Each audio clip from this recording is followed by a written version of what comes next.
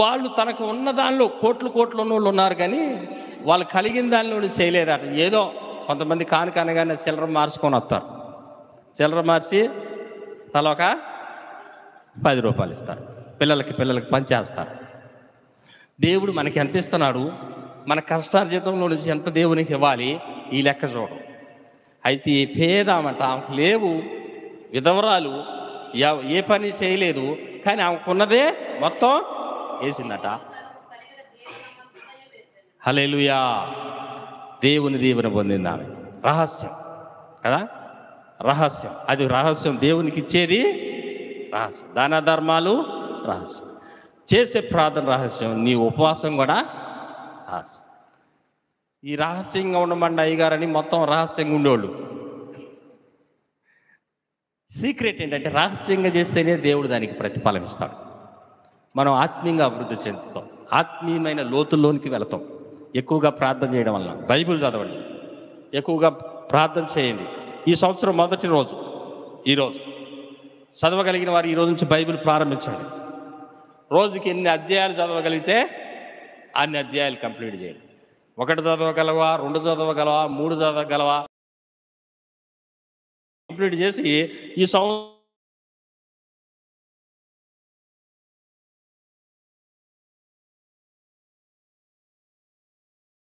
ఆఖరిని మళ్ళీ అడుగు.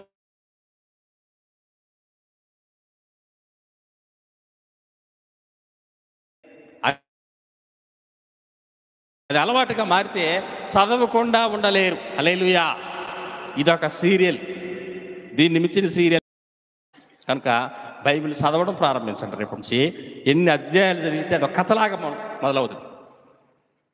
ఒక కథలాగా. ఆ తర్వాత ఏం జరిగింది, ఆ తర్వాత ఏం జరిగింది. సీరియల్ చూడండి, మంచి మూమెంట్లు ఆపేస్తాడు. అట్లా మనకేమనిపించింది, మళ్ళీ ఎప్పుడు వస్తుందో సీరియల్, ఆ టైం ఎప్పుడు వస్తుందో అని దానికోసమే ఎదురు చూసేవాళ్ళు ఉంటారు. అట్నే బైబిలే ఒక సీరియల్. హల్లెలూయా. దీనికి చదవడం మొదలు పెట్టండి. తేట మీద పెట్టడం, తీసుకెళ్ళి ఇంటికాడ పెట్టడం కాదు. దీన్ని తీసి ఓపెన్ చేస్తే ఏ పుస్తకం ఎక్కడుంది, బైబిల్లో 66 పుస్తకాలు ఉన్నాయి. 66 పుస్తకాల్లో ఏది ఎక్కడుందో కూడా మనకి నోటెడ్ అయిపోద్ది. కనుక మీరు ఈ పుస్తకాన్ని, బైబిల్ని చదవటం అలవాటు చేసుకోండి. ఒకవేళ మీరు చదవలేకపోయినా మీ ఇంట్లో పిల్లల చేత చదివేయండి. చదివిస్తూ ఉంటే బైబిల్ చదివితే జ్ఞానం వస్తుంది. హల్లెలూయా. బైబిల్ చదివితే ఏమొస్తుంది, జ్ఞానం వస్తుంది. ఆత్మీయమైన విషయాలు అర్థమైతే బైబిల్లో ఉన్న విషయాలు మనం నేర్చుకుంటాం. బైబిల్ కంటే జ్ఞానం గల పుస్తకం ఇంకేది లేదు. మోకరించండి, ప్రార్థన చేసుకోండి.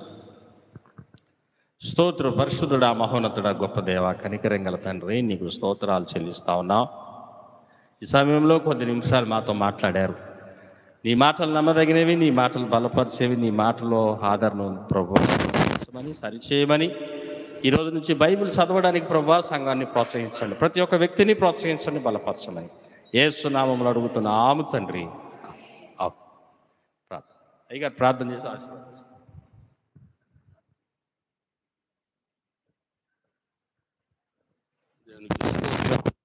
ఈ వాగ్దాన కొడుకులో దేవుడు మనకి రహస్యాలు నేర్పాడు. వాగ్దాన కొడుకులో రహస్యాన్ని నేర్చుకున్నాం. రహస్యంగా మనం జీవిస్తే దేవుని మహిమని తప్పకుండా పొందుకుంటాం. ఏమి లేకపోయినా ఆశీర్వదిస్తాడంట. ఏమన్నాడైనా, ద్రాక్ష చెట్లు పండకపోయినా, ఒలివ చెట్లు పొయ్యకపోయినా, శాలలో పశువులు లేకపోయినా, ఇది మొదలుకొని యెహోవా నిన్ను ఆశీర్వదించును కదండి. ఏమి లేకపోయినా దేవుడు ఆశీర్వదిస్తాడు. దేవుని స్తోత్రం. ఈ రహస్యాన్ని తెలుసుకోవాలి ప్రార్థన విషయంలో కదా. ప్రార్థన చేసుకుందాం. స్తోత్రమునైనా పరిశుద్ధుడా, కృపగల దేవానికి వందనాలు, స్తోత్రాలు చెల్లిస్తున్నాం. ఇప్పుడు వరకు నీ దాసుని నిలబెట్టుకొని మీరు మాట్లాడిన దాన్ని బట్టి నీకు వందనాలు, స్తోత్రాలు చెల్లిస్తున్నాం. ఎన్న మాటలు ప్రతి హృదయంలో భద్రపరిచి ముద్రడు సాయం చేయండి. వాక్యాన్ని ధ్యానించటము, వాక్యాన్ని చదవటం నా ప్రభువా, అది గొప్ప ఆశీర్వాదం ప్రభువా. అట్టి కృప మా కుటుంబాల్లో, మా హృదయాల్లో మీరు అనుగ్రహించండి తండ్రి. నువ్వు దయచేసేయండి తండ్రి. లేకపోతే మేము చేయలేం ప్రభువా. మా మానవ ఆలోచన కాదు కానీ ఆత్మీయ ఆలోచనతో మమ్మల్ని నింపి వాక్యం చదివే జ్ఞానాన్ని మాకు పుట్టించండి. దానిలో ఉన్న సత్యాన్ని తెలుసుకునే కృప దయచేయండి. నీ కృపలో స్థిరపరిచి నామాన్ని మహిమ తెచ్చుడు సాయం చేయండి. కూడి వచ్చిన ప్రతి బిడ్డను దీవించండి. రాని బిడ్డలను ఆశీర్వాదం దీవించండి. ప్రతి నెల ప్రభువా